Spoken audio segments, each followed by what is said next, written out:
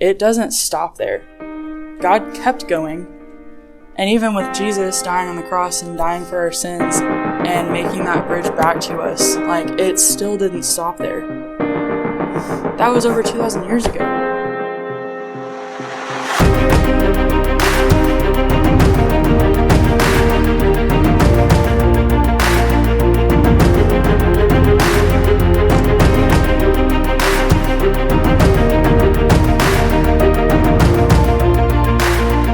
Welcome to the Reach College Podcast with your guest speaker, Jilly Ross.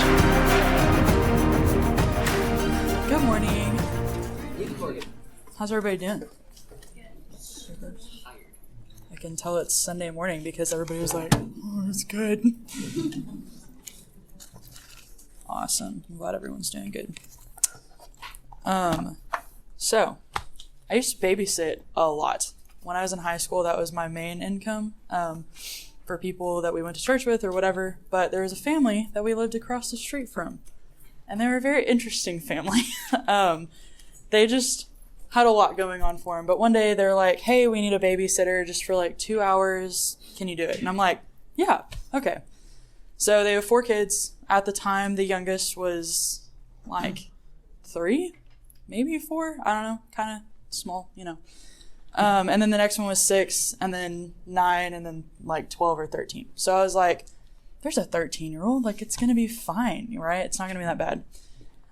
And so the mom walks me through the house, and she's like, here's the house, here's their toy room, like, walks me to the backyard and shows me their, like, play kitchen area. And I noticed, like, right off the bat, there's this box of, like, spoons, like, eating spoons. And I was like, well, it's a kitchen, I guess. Like, utensils? I don't know. I just noticed it and I was like, that's weird. But anyway, so she's like, have fun. I'll be back later. She leaves. We hang out inside for a little bit and then the kids are like, we want to go outside. So we go outside and I'm just kind of like in the middle of the yard and I'm just like on a swivel because like one of them's on the trampoline. These are over here. And then the youngest is up in the play kitchen playing with the spoons, you know. So I was like, this is as you do as a 3-year-old, right? And so I'm like, okay, this is good. Well, at one point, the 6-year-old on the trampoline, he's like, watch me jump. And so I'm like, okay. So for like 5 minutes, I'm like, my attention is on him. And I'm thinking, it's 5 minutes. Like, what's going to happen in 5 minutes? So much happens in 5 minutes with children. And so I like watch him jump, whatever. And then I, look at the girls, they're fine. And then I look back up on the porch and this 3-year-old is standing there with a serrated steak knife. And I was like, you're joking. And I had this moment of just full-blown panic because I'm like, I'm going to jail. But with kids, like, you can't overreact and freak out because they're going to overreact and freak out. And I was like, that's not going to be good. And so I just very calmly, I'm just like, hey, bud, like, what you got, because I also don't want his siblings to freak out and, like, run at him, So, anyway, I walk up very slowly, and I'm just like, what do you have? And he shows it to me, and he's all proud of it. He's like, yeah, I found a knife, And so I'm like, oh, that's so cool. Like, can I hold it? And he's like, and like brings it, and I'm like, oh my gosh, like this kid's gonna die and it's gonna be my fault. And so I'm like, oh, okay, well, like, can you show it to me again? And he like holds it out there and he's very skeptical. He's like, why are you trying to take my knife? Like, this is mine, And so I get like on the porch with him and I'm like, that's just so cool, like, can I see it? And this is the moment where I see the grin come across his face of like, oh, now it's a game. And now I'm going to run with this knife, And so I see him like in slow motion turn to run with it, and praise the Lord, he had his hand up like this because I was able to just like whip it out of his hand. He was mad at me, but I was like, praise the Lord. So yeah, when the mom got back later that day, I was like, by the way, you left this in here. And we like dug through the spoons and it was a whole hot mess. But you want to talk about life flashing before your eyes? That was terrifying for me. But it really, reminds me of this story because if you look at humans in general, I feel like sometimes we are the 3-year-old holding a knife that has no idea what the consequences might be. Amen. Thank you. My support group over here. It's great. But seriously, I mean, I don't know like how many times God has to look at us and just be like, can you drop the knife? And there is a certain point where we know we're sinning, we know what we're doing, but we're going to find out in this passage that like God recognizes that humanity starts at birth with wickedness in their heart. And we grasp the situation that we need him so desperately because of this reason. Because we are the 3-year-old holding the knife, and at some point, like, we don't know what the consequences are going to be, and so God recognizes that, and he still loves us and makes a way for us. So, last week we ended with the flood ending, the waters dried up and everything. I skipped like 5 verses because it was just them leaving the ark, but it's cool imagery because we still see the correlation to the creation story with how God talks about the animals that are leaving, like every creature, every beast, every swarming thing to their kind, and it's the same similarities to the creation story. And now we're not looking at the opposite of the creation story anymore. Now we're looking at the new world, the second Adam. And so we're moving forward from destruction to this creation of a new world and God providing for that, right? So we've skipped chapter 8, verses like 15 through 19. But if you look at chapter 8, verses 20 with me, we will get started. Then Noah built an altar to the Lord and took some of every clean animal and some of every clean bird and offered burnt offerings on the altar. And when the Lord smelled the pleasing aroma, the Lord said in his heart, I will never again curse the ground because of man, for the intention of man's heart is evil from his youth. Neither will I ever again strike down every living creature as I have done. While the earth remains, seedtime and harvest, cold and heat, summer and winter, day and night shall not cease. So, there's some things to unpack here. And the first thing that I want to unpack is Noah is the first ever recorded to build an altar for worship. So if we go back to Cain and Abel's story, obviously we know that they were giving up their first fruits, giving up their fattened calf, whatever that looks like, in sacrifice to the Lord. But they had not yet built an altar to do this, or an altar of worship. And so this is really cool because this is what the Israelites are now going to model as we go along through Genesis and through the rest of the Bible.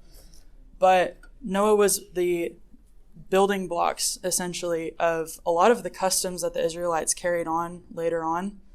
And the reason we know this is because, it's almost like 90% sure that Moses is writing this. But we do know that the Israelites, during the Exodus time, are reading these stories. They're being taught these stories. And so, again, a lot of these facts that we see of how sacrifices are done, that's foreshadowing, and that's where they originated from, is watching Noah or watching, Adam and Eve, whatever. So that being said, the fact that Noah used the clean animals, it says that he took some of every clean animal and some of every clean bird and offered it in burnt offering on the altar. So again, this is more foreshadowing to what the Israelites are going to do eventually in the future. Obviously, they wouldn't sacrifice a raven. We learned that last week because that's an unclean animal. But a clean animal would be like the dove or whatever else is clean that I don't know off the top of my head.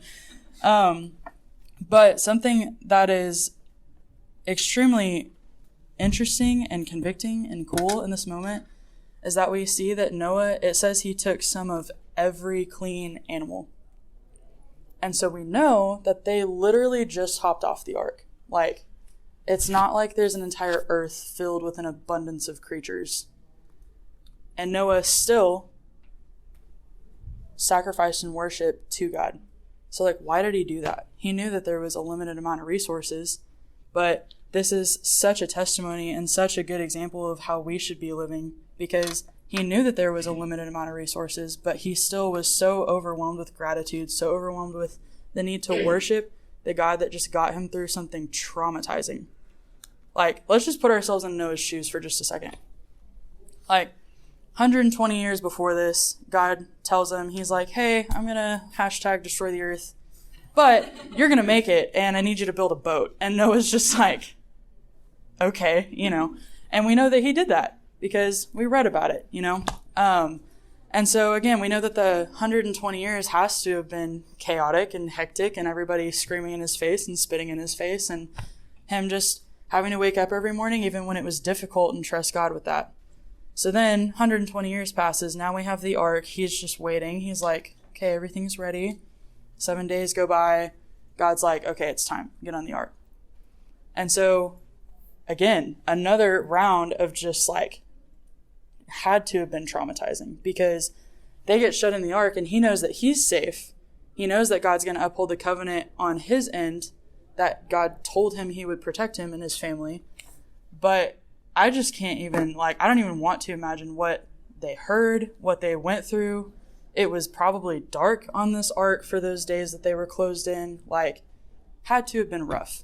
And then even when God opened up the door, as exciting as that would have been for them to get off the ark, I don't even want to imagine that either, because walking off the ark onto an earth where you knew that there was so many people, But again, all of this to say, regardless of how crazy or just horrible this may have been for Noah, he still knows that God provided for him and God got him through that situation.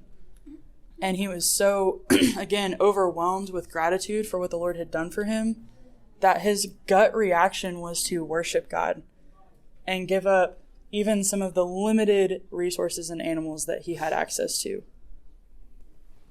And so, again, we can look at this, and this is a phenomenal example of how we should live.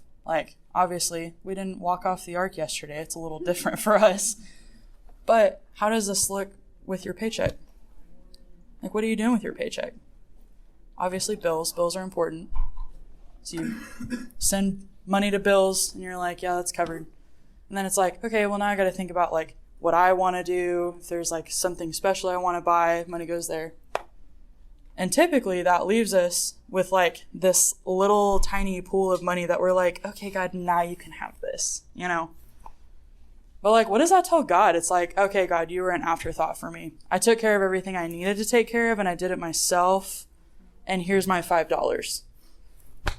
So there's nothing wrong with giving God $5.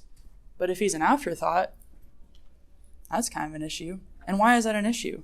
Because again, yes, there's someone signing your checks. Yes, there's someone sending the money to your company. Yes, you're working for the money. But we know that everything that we have is from God. And so for us to not go to him and be like, hey, God, I recognize that you gave this to me, and I want to give the first part of it back to you. Not the afterthought, the first part of it. And again, we watch Noah do this so incredibly, and just a circumstance that is kind of absurd. So we also find out after Noah does this, it says in verse 21, when the Lord smelled the pleasing aroma, the Lord said in his heart, I will never again curse the ground because of man, for the intention of man's heart is evil from his youth. So obviously God smells the aroma and he's like, wow, this is great. Noah really loves me. This is really cool. But what happens in God's heart at this moment is he recognizes wow, my creation literally can't make it 5 steps without me. That's great, and he straight up says in his heart, he hasn't said this to Noah or anybody else yet, but in his heart, we know that God is recognizing that we are so utterly desperate for his help. And we are so utterly desperate to get by with literally anything in life, only with his help. And he recognizes that as soon as we are born into this wicked world with a wicked heart, and there's just no getting around that. It's not like there's a special someone with a special birthing pattern that had a clean baby. You know what I mean? It's not how it works. And in this moment, again, God is like, I see that. And what is absolutely insane, but amazing at the same time, is that God recognizes that, and he still is like, yeah, but I'm going to love him. I'm going to love him, and I'm going to make a way for him. And I'm not ever going to do what I did with the flood ever again. And that is just so incredible. Like, I can't even wrap my mind around it sometimes, because I'm just like, he knows that we are literally a lost cause most of the time. And he's still like, I'm going to be intentional with my creation because I love them. And it's just utterly insane.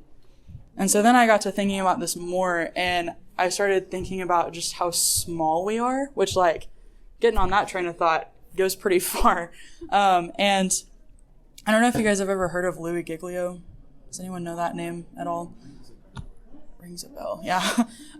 My old church used to, like, use his videos all the time. So I kind of grew up hearing a lot from Louis Giglio. But there's a specific, teaching time that he did.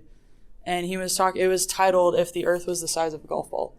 And I have, like, forgotten a lot of the things I learned at that church, but, like, that one stuck for some reason. Not totally sure why.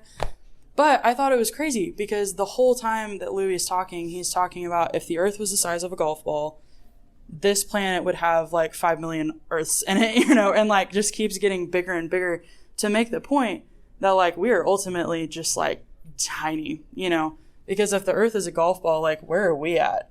Like, it's ridiculous. But then he eventually got to the point that God is literally holding our universe in his hand. Like, God has us in his hand. And not just the universe, but what's even more incredible is that he is zoomed in on every single one of his children's lives. So he's not just holding the entire universe in his hand, but he's holding you in his hand. And he's making sure that you have a connection with him. He's making sure that you have provisions if you so choose to use them. And so we can even take this a step further. Not only are we very tiny in regards to the universe, but let's think about breathing and organs and our heart beating.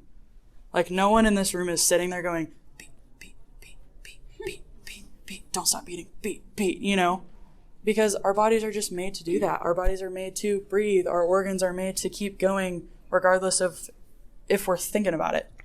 And we can go to sleep at night knowing, well, I guess we're not promised that, but we can go to sleep at night knowing, like, okay, like, as I fall asleep, God is going to protect me regardless. And we know our bodies are just going to naturally do those things. And so again, it's this point that God he has his hand on everything. And he is in control when it feels like we are out of control. And even for Noah, all throughout the ark, like, he must have felt so utterly helpless and so out of control with everything that was going on. But he knew that God was in control. And that was enough for him. And that's enough for us sometimes. And sometimes it's not. Sometimes we get overwhelmed. And that's okay, because we're human. But the point is going back to God and remembering, like, okay, it's okay to get overwhelmed, but I'm not going to sit in it because God's in control. And so with this realization of just God understanding that man's heart is evil from his youth, he knows that he has his hand on us, and he always will. And he's going to keep providing that way for us, regardless of the stupid decisions that we make. And it's up to us to recognize that God's doing that. Like we talked about last week, you're over here looking at this thing and you're so worried, and God's literally standing behind you, and he's like, I've made the way, you just got to turn around, But we can trust that God's going to do what we need when we need it. And we can also see God's power through this situation, because in verse 22 it says, while the earth remains, seed time and harvest, cold and heat, summer and winter, day and night shall not cease. Like, not only did God just cause this, like, cataclysmic flood that is really supernatural, and, like, everything burst from the ground, everything opened up from the heavens, then he stopped it, because that's also equally as amazing. And then in this moment, he has just, like, made the decision that, like, oh, this is how the seasons are going to function. This is how the earth is going to function. And it's like, yeah, I will trust him to have his hand on my life. I will trust him to be in control of my life, because he's literally running this planet. And it's just mind-blowing. So, with all of this, we understand that we desperately need God at every turn. And so now we're going to see more of the correlation to the creation story of this being the second Adam, the world starting over. because we are about to see God's charge on Noah and his family. So look at chapter 9, verse 1 with me. And God blessed Noah and his sons and said to them, Be fruitful and multiply and fill the earth. The fear of you and the dread of you shall be upon every beast of the earth and upon every bird of the heavens, upon everything that creeps on the ground and all the fish of the sea. Into your hand they are delivered. Every moving thing that lives shall be food for you. And as I gave you the green plants, I give you everything. But you shall not eat flesh with its life, that is, its blood. And for your lifeblood I will require a reckoning. From every beast I will require it, and from man. From his fellow man I will require a reckoning for the life of man. Whoever sheds the blood of man, by man shall his blood be shed, for God made man in his own image. And you be fruitful and multiply, increase greatly on the earth, and multiply in it.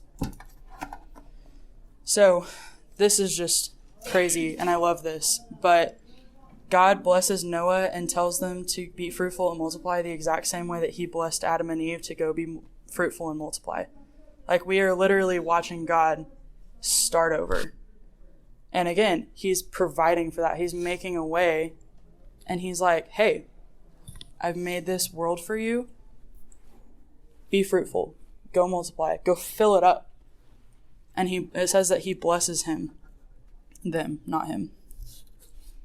There is a difference, though, because in this moment God is talking about the animals again. And one of the things that was in the creation story is the animals are they're run through as potential helpers for Adam. You know, he names them. It's great. And it doesn't, I guess, explicitly say this, but my natural imagination just leads me to believe that animals and humans kind of coexisted and it was fine. Like, obviously, we know that there were sacrifices because we, again, read Cain and Abel, and we don't know what exactly the world was doing with animals right before the flood because we know that it was just all going downhill. But the difference is that in this situation when God's talking to Noah and his family, he's saying that he's putting the fear of man into every beast and creature that's walking on the earth. And so, why did he do that? Well, the further that I researched that and looked into it, the best conclusion that I found, and the one that I really like, is that God was not wanting or willing to let anything jeopardize his plan to bring redemption to humanity. That being said, there was 8 humans. Like, if a tiger got super trigger happy, it would be over, you know? And so in this moment, God's like, sorry. I had to say it. In this moment, God's like, okay, I'm putting the fear of man in every creature, every beast that walks on the earth. And this is just, again, a layer of protection and a layer of assurance that God's march of redemption is not going to be stopped, even by a tiger who got really hungry, you know. Another difference that we see is now they are told specifically that they can eat meat. And so, again, it doesn't specify in the garden originally, don't eat meat. But God does specifically say, like, here's the garden, here's the trees, here's the greens, right? And so we also don't know, I can't stand up here and say, like, if they ate meat, they were sinning. But I also can't say that there's never been a human that's never eaten meat. Sorry. Because, again, before the flood, we don't know everything they were doing. So it's entirely possible that they've eaten meat before this point. But again, there's just that difference that God is saying, okay, now I'm giving you every moving thing as well for food. But he's extremely specific about some rules on that. He says, again, very, very specifically, in verse 4, you shall not eat flesh with its life, that is, its blood. And so now we know that, okay, eating meat is fine, not like that, you know. And God goes into that point to say, you know, basically, starts talking about the sanctity of life. And he says that, And for your lifeblood I will require a reckoning. From every beast I will require it. For man, from his fellow man, I will require a reckoning for the life of man. Whoever sheds blood of a man, by man shall his blood be shed. For God made man in his own image. And so we're seeing God make it explicitly clear, like, hey, life is really important and life is cherished and precious. Don't go murdering people, because there will be a reckoning for that. And we even see, like, a little bit later on, the consequence, I guess, after murder is the death penalty. So, like, it's taken extremely, extremely serious. And this comes straight from God, because he's like, just don't murder, okay? Life is important. And if you do, there's going to be a reckoning for it. And so why does God make it out to be that human life is so important? Like, we just had the flood. Why is it so important? It's so important because humankind is made in the image of God, and God knows the value of human life. And he's like, don't not take it seriously. You need to take this seriously. Because if there was no, like, specific rule and law of, like, not murdering, our wicked hearts would be like, I'm going to go murder Jeff. I'll see you later. Like, and it would just be natural reaction, because that's the wickedness of our heart from our youth. And so God is making it explicitly clear, this is not okay. Human life is extremely important, and there will be a reckoning for it. It's not going to go unlooked. And I think it's really, really cool because, again, God is recognizing that we are pretty much helpless. God is recognizing that we literally can't do anything on our own. And he is still like, hey, your life is important. Take it seriously. Take your loved one's life seriously. And he's not going to let that go. Because, again, he's making a way for us to find redemption and to get back to him. And so he's like, I love you too much. Take it seriously. So again, this is world number 2, basically. We're starting over. And we are seeing God literally lay the building blocks of the same situation in the garden with a few tweaks. Because the sad reality of this is it's the same loving God. It's the same humans. It's the same earth with little changes. But we're still dealing with the wickedness of sin. Even with the flood that washed everything away, sin is still in the earth. It's still in the heart of man. And so I'm almost confident that God knows that, like, it's not going to be peaches and rainbows from here on out.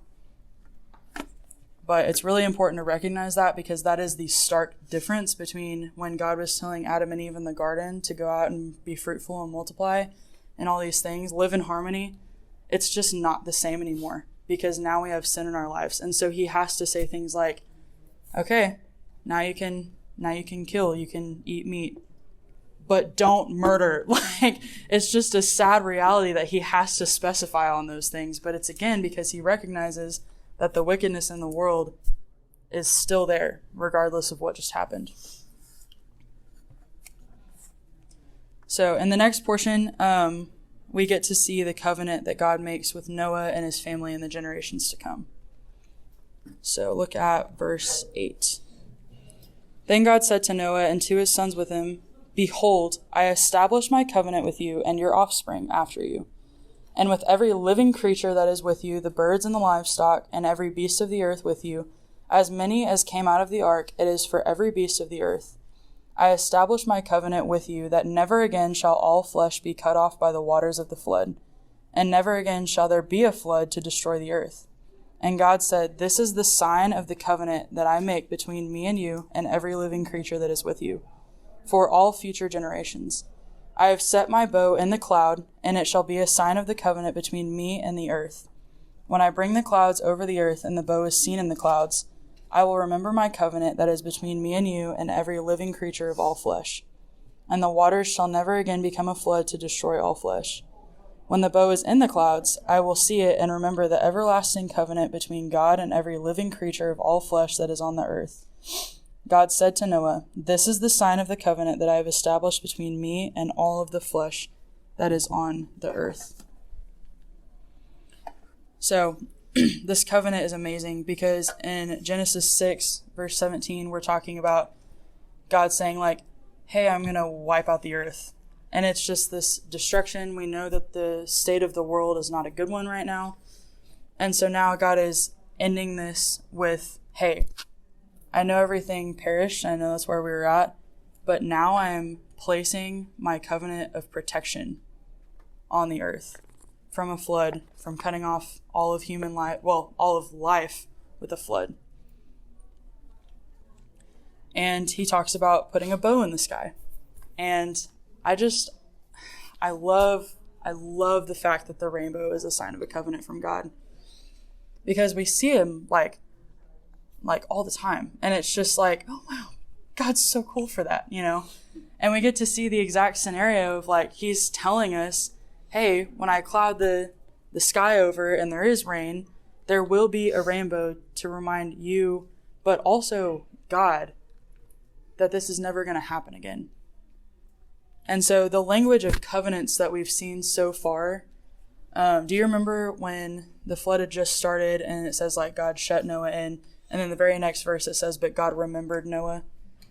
Remember, this is covenant language. So it's not that God forgot that Noah was on the ark and his family was on the ark, but it's that God was remembering his covenant. He was remembering the promise that he made with Noah of protection. And so again, in this situation, it's not God being like, I'll probably forget, so I'm going to put something in the sky to remind me. But it's a sign for us to look at and remember, oh my gosh, like God made this covenant of protection over us. It's a sign for God to remember, oh my gosh, I love my creation so much that I did this for them. And something else too, which is just like another sad reality, is it's a beautiful reminder, but it's also a reminder of why that had to happen. And why that had to happen was because of sin and because of wickedness. And I was doing some research on this, and this was so cool because it's a sign of peace, you know, and a sign of God saying like, hey, I love you guys, and I'm never going to do this again. But this commentary that I read compared it also to like a bow weapon, like an actual, you know, thing. So when God places his bow in the sky, like not only is it a sign of like peace and love and God saying like, hey, I'm going to protect you guys, but it's also a sign of victory. Like God placed this weapon, this reminder in the sky that he won over wickedness and sin and death. And yes, the human heart is still filled with it, but ultimately he knows, I won. Satan tried to stop this march of redemption, but I won, and we are still going. And so I love that. I love that imagery because yes, it is a sign of love and a sign of peace, but it's also a sign of victory in a battle, of God being like, yeah, I won. And so I can imagine that Noah also got to experience that of like, wow, God won. God used me to win. Like, what a time, honestly. And so now we get to still see rainbows and just be like, wow, like God won. And what is absolutely amazing is that God won this battle here, yes. But now, fast forward 2,000 years? I don't know. Fast forward to Jesus, like God won. It was not a temporary thing. God sent Jesus down. Jesus walked among the earth. He became a teacher, all of these things. And then he literally sacrificed himself on a cross to cover our sins and beat death, not just temporarily from an ark, which is still an amazing feat. But this time, God won. Like, I'm going to keep saying it because it's amazing. God won. He literally looked death in the face. He looked sin in the face. He looked Satan in the face. And he was like, I'm winning. Because you are small and I am God. And if we can't look at that picture and be like, yeah, I trust God in that. Like, yeah, I'll follow God because I've watched him be faithful since the earth was in rotation around the sun. Like, like, what are you doing? Because again, like, God won in this little battle, and then he literally kept this trek and this plan going for just so many years until Jesus came and died on the cross, and God won, beat death. Again, it's not just a temporary fix at that point. It's an eternal fix.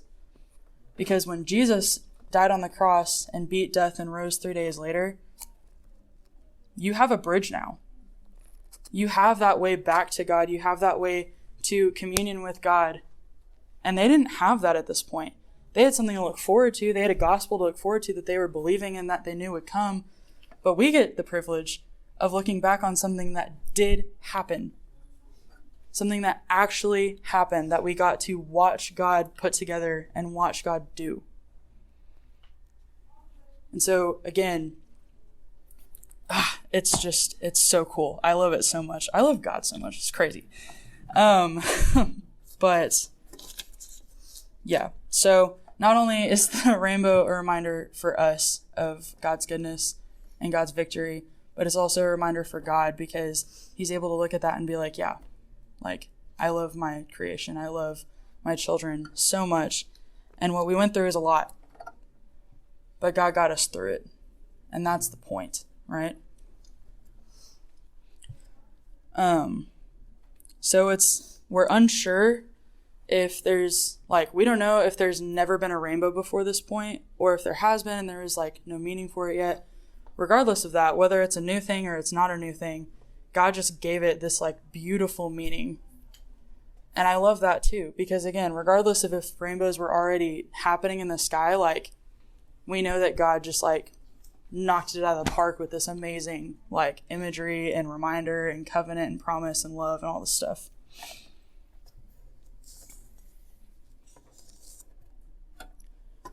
And something else to be reminded of too when we see rainbows is that we cannot fight those battles by ourselves. We can't fight sin off and temptation and darkness off by ourselves. That's just the reality of it. And I know that probably every single person in this room has experienced trying to fight it off ourselves. And it is awful because it's overwhelming and we can't beat it. But if a rainbow is a sign for you of nothing else, make it a sign for you of this, God will fight that battle for you and he will win. And as scary as sin is for us, because we are super tiny, right? God will come in and just wreck the playing field. And we don't have to fight those battles anymore. We don't have to do it by ourselves anymore.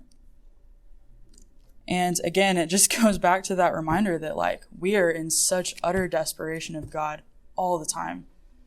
And especially when it comes to the battle of sin. I mean, I can't count how many times that I've been just stuck in it and just been like, God, like, I can't do this. I literally can't do this. Every breath that I take is a sin towards you, and I can't do it.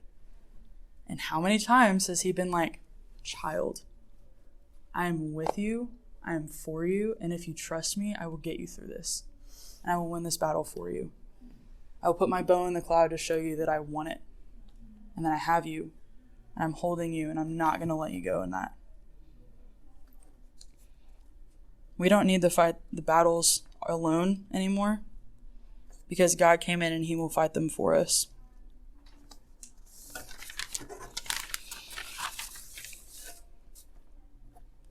God recognizes the fact that we can't do anything ourselves, and he also recognizes the fact that we are masterminds at sinning. And he still showed us mercy. He still showed us love. And he's still continuing on this march of redemption to get us to the cross, to get us to the bridge, to get us back to him. So with this theme of understanding that we desperately need God, this next section is one of my favorites because his point is literally proven, like, right before our eyes, that we just literally can't do it.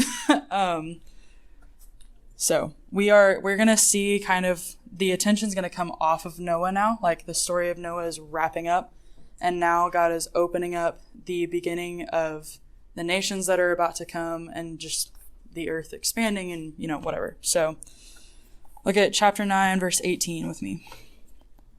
The sons of Noah who went forth from the ark were Shem, Ham, and Japheth. Ham was the father of Canaan. These three were the sons of Noah, and from these the people of the whole earth were dispersed. Noah began to be a man of the soil, and he planted a vineyard. He drank of the wine and became drunk and lay uncovered in his tent. And Ham, the father of Canaan, saw the nakedness of his father and told his two brothers outside. Then Shem and Japheth took a garment, laid it on both their shoulders, and walked backward to cover the nakedness of their father. Their faces were turned backward, and they did not see their father's nakedness. When Noah awoke from his wine and knew what his youngest son had done to him, he said, Cursed be Canaan, a servant of servants shall he be to his brothers. He also said, Blessed be the Lord, the God of Shem, and let Canaan be his servant. May God enlarge Japheth, and let him dwell in the tents of Shem, and let Canaan be his servant. After the flood, Noah lived 350 years. All the days of Noah were 950 years, and then he died. So, now that the covenant has been placed, and again, we're wrapping up the story of Noah, we are seeing what's going to come next, and who the fathers of these next nations are. And so, something I want to point out is in the very first verse, we're listing the sons, and it says Ham was the father of Canaan. All throughout this section, I feel like that's just nailed into our heads. It's Ham was the father of Canaan. Remember that. That's important, because we're about to understand why that's important, right?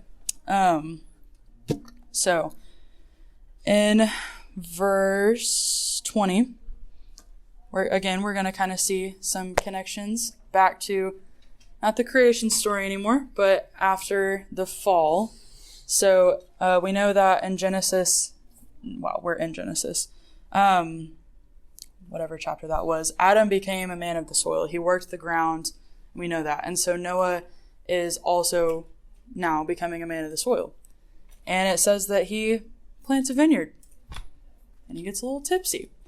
And so when I was reading this, I was like, man, there's no condemnation on the fact that Noah got drunk. And so I was like, was it a sin at this point? I don't know.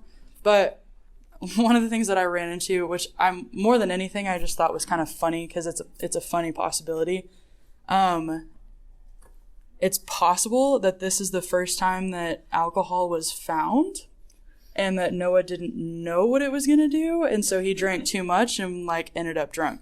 That's probably really unrealistic, but I just wanted to say it because I thought it was really funny. Can you imagine? You're like, man, this tastes so good. Just that would suck. But we know that he got so wasted that he ended up losing his clothing and just laying in the middle of his tent, which in my head, I'm like, he's in his tent. At least he covered himself in that way.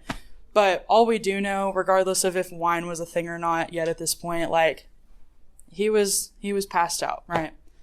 And he was not clothed, apparently. So, again, this is another connection back to Adam. Adam and Eve didn't get drunk and lose their clothes, but whenever they first ate of the fruit and they realized they were naked. And so, again, it's this correlation and this connection back to Adam and Eve's story. So then we're also about to see that because of the act that the fathers did. So obviously Adam and Eve eating of the fruit, causing the entire fall of the rest of humanity. Great. That caused Cain and Abel to have strife later on. And just in the same way, we're watching Noah get plastered and pass out and not be clothed. And now we're going to see some more sibling strife happen. And so when the Israelites would have been reading this, public nudity was disgraceful. They would have read this and been like, oh my gosh, I can't imagine, just mortified. And so all of that to say, when Ham walks in the tent, sees his dad, and we don't know if anything happened in the tent, but what happened in the tent is not the thing that's important here. What's important is that it says he walked in the tent, saw his dad, walked out, and told his brothers. And so that's the problem that we're focusing on. Instead of covering his dad up, making sure that he wasn't embarrassed any further, Ham walked out of the tent and he was like, dude, something's up with dad, and just like starts ridiculing him in front of his brothers. And so what's the difference here?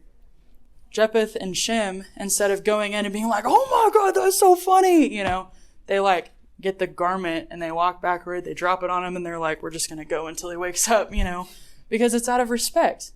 And at this time, like they took honoring your mother and father really, really seriously. And so for the Israelites to look back on this story and watch as Ham like ridiculed his father and, made fun of him and all this stuff, they would have been mortified because they would have just been like, who raised him? What's going on? Like this is ridiculous.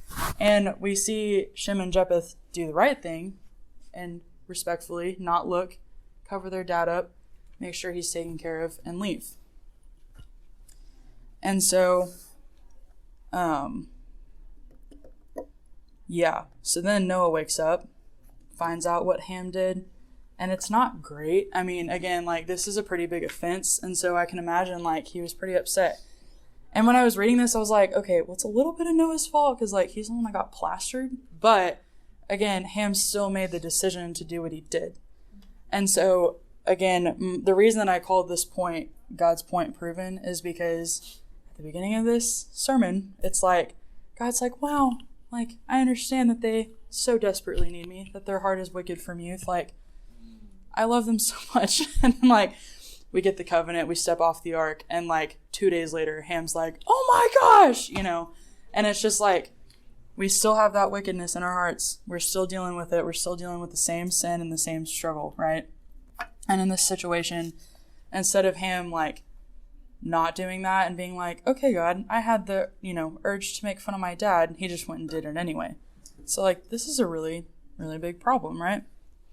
And so we see in the next couple of verses, Noah obviously gets really upset and he curses Canaan. And so I think something that's important here is it's not that Noah had like magical words where he could just like decide how the nations were going to live for the next hundreds of years or whatever. It was an appeal to God because he was like, did you see that? That was ridiculous. And I'm sure God was like, I mean, you got drunk, so, but again, like, it's not that Noah's magical. It's just that he was like, you just disqualified yourself from the blessing, which we see this happen a lot. Like, oh my gosh, their names just left me. The two brothers where one of them is older and wants the blessing. Thank you so much.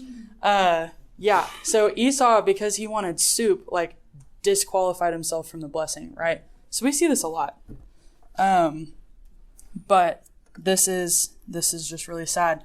And again, this is another direct correlation to the Cain and Abel story. Because of Adam's decisions, it led to sin in the world, obviously. And then Cain and Abel had their falling out. And it led to the line of Cain just being like this horrendous, awful, like, line of people. We hear about Lamech and we hear about just all these crazy things. And again, it's not because there was magical words spoken over Cain at that point that were like, you're going to have terrible lineages. But it was just, it leads back to the point that Canaan's, just later on, the farther we look at the Canaanites, like, they're wicked people. Doesn't mean that a Canaanite can't come to know God and can't, like, walk with God. But because of their background, because of where they came from, there has to be a lot of pride there, right? Because in this moment, Noah literally says, like, sorry, bud, you're servant to your brothers for the rest of your life and also your children's children. Have fun, And so with that kind of upbringing, with that kind of forefather, like, that leads to a lot of strife between the different nations. Because we know that Abraham eventually comes from Japheth's line, and then it's God's people, whatever. And so there's just always this constant battle between people of Israel and the people of Canaan, because look at where they started. And now it just keeps going and going and going and going. And like, oh, our people are better than yours. Well, your dad did this one day. Like, that's just where we're at.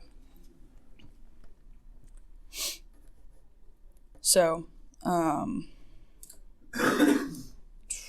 sorry. Also, another important thing to remember, this is not necessarily about one people group being superior over another people group. That has nothing to do with this. This is literally just addressing the social life of the Israelites at the time and getting some history, some context, some clarity on what's going on, why that happened, whatever. And again, Canaanites can know God. They can come to know God, and they can walk with the Israelites. They can walk with God, but we see time and time again that their wickedness overtakes everything. And that's why God's like, don't do what the Canaanites are doing. Not because they're a different people group, simply because they're not walking with God. So then in verse 28 and 29, we see the official end marker of Noah. It says he lived 350 years after the flood, and in total he lived to be 950 or so, which is a long time. So again, we see in this point that we are just like so desperately in need of God at all times. Because this family that was walking with the Lord for so long, like, there was so wickedness in their hearts, and specifically in Ham's heart, because he did what he did. And so for us to look at the story, we need to understand that, one, we can't win those battles without God. And two, even when they're won, that doesn't mean that we get to just like stop trusting God.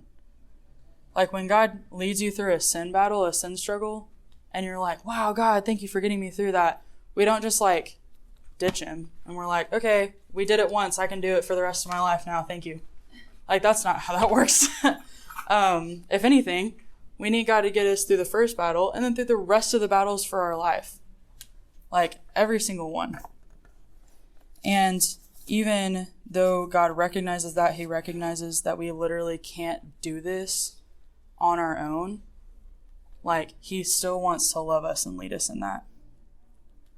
And so I gotta be honest with you guys, like, God taught me this lesson so aggressively this week leading up to this Sunday, because I definitely was going through it. I was like, I have to get it done by this certain day. I have to make sure all the points are ready, all this stuff. And this week wrecked me more than the other 2 weeks because I was just like, it was rough. But something that God ultimately showed me is like, hey, I told you to do this and trust me, not to do this. And I had to go through that, like, got punched in the mouth all week because I was like, no, God, I can do it. It's fine. And then just like things kept coming. But again, like, he showed me over and over and over and over and over again this week that no, like, I do need him.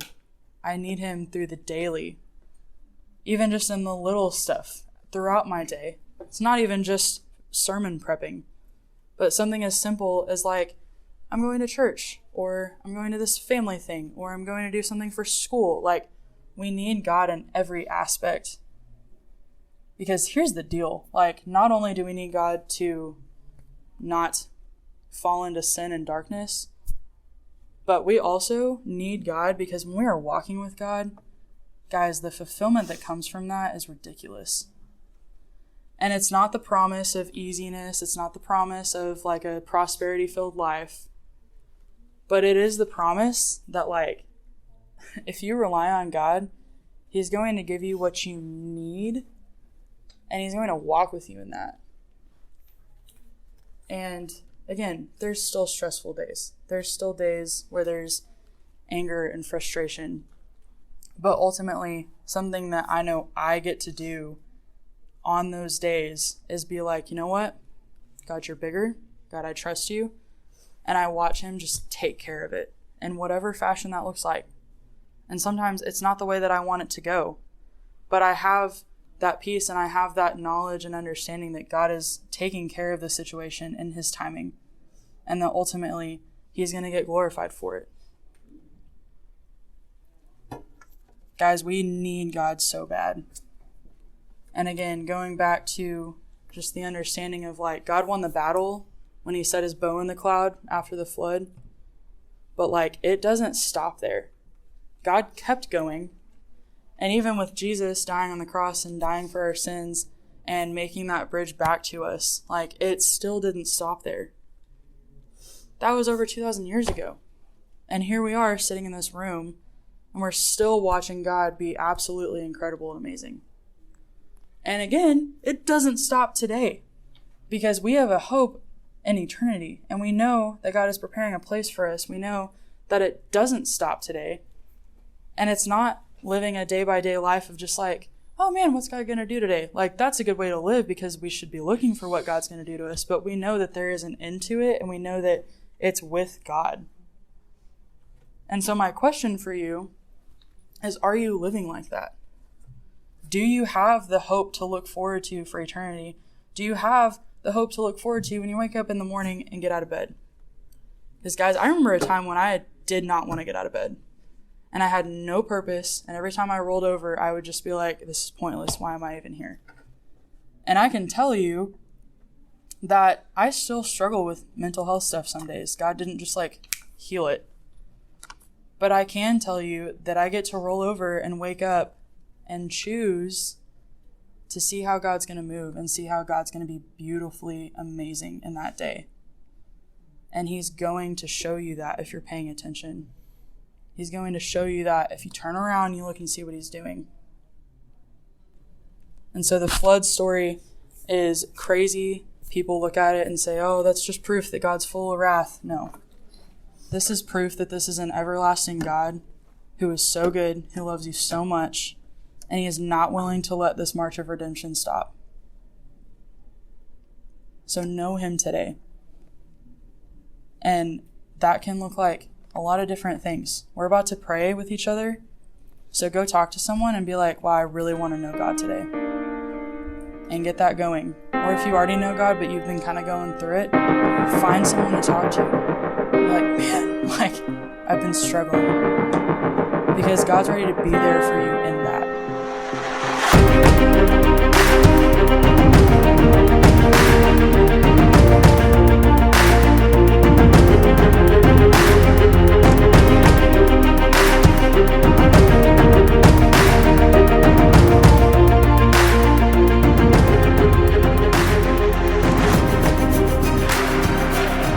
Hey guys, this is Philip Jackson, pastor of young adults at Evergreen Baptist Church. I want to invite you to come to Reach.